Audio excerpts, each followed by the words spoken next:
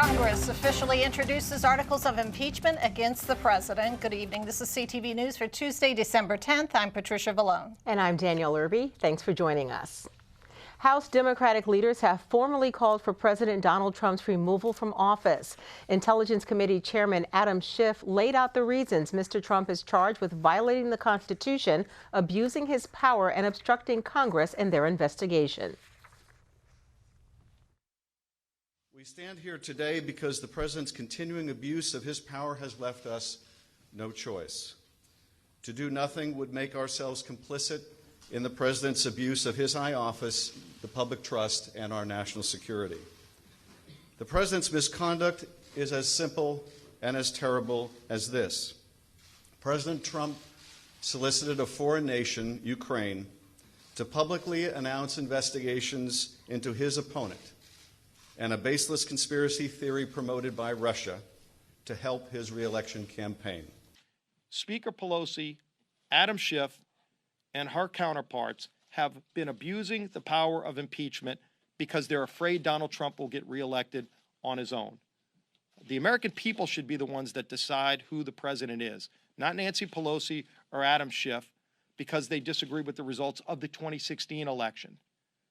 It's going to be a low mark in Congress when you see what they've done to the standard of impeachment. Turning it instead. The House Judiciary panel could meet to debate and vote on the charges against President Trump as soon as tomorrow, with a recommendation to the full House of Representatives for final approval coming before a week's end. The White House and Democratic leaders are on the verge of finalizing a new North American trade deal, a major achievement for President Trump and House Speaker Nancy Pelosi that comes even as Democrats prepare for an impeachment vote. The breakthrough comes after months of back and forth between the White House, Canada, and Mexico. But this is more than a triumph for organized labor. It's a triumph for workers everywhere across America. In terms of the working group members, I want to say that they strengthened the labor standards, they strengthened the environmental chapters, they enhanced the verification mechanisms for environmental trade. With the unflinching leadership of the Speaker, we also secured important changes in USMCA that preserve Congress's ability to change U.S. law to address the crisis we are facing with respect to high prescription drug prices.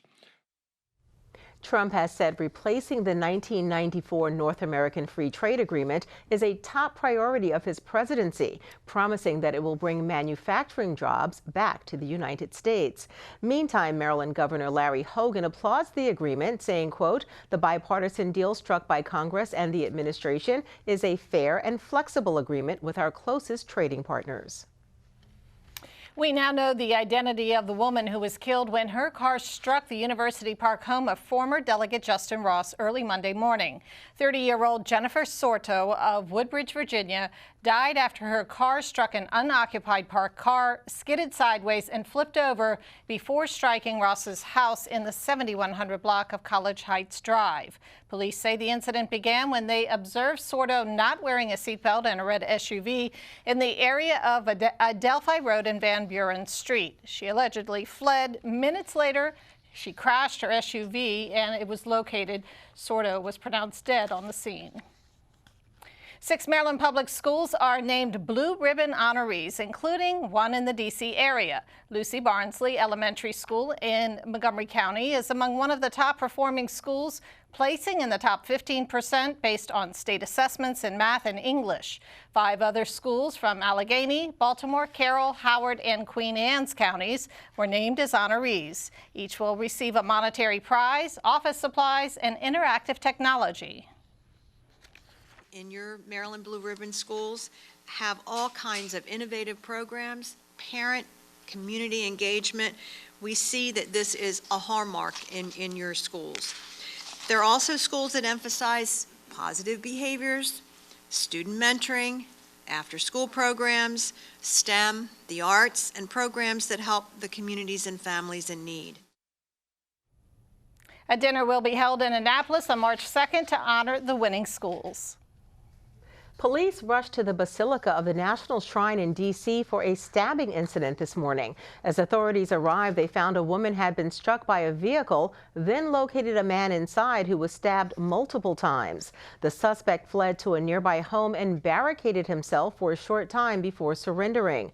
Both victims work as security guards at the National Shrine, and they are listed in stable condition. Police say the female victim and the suspect were in a relationship.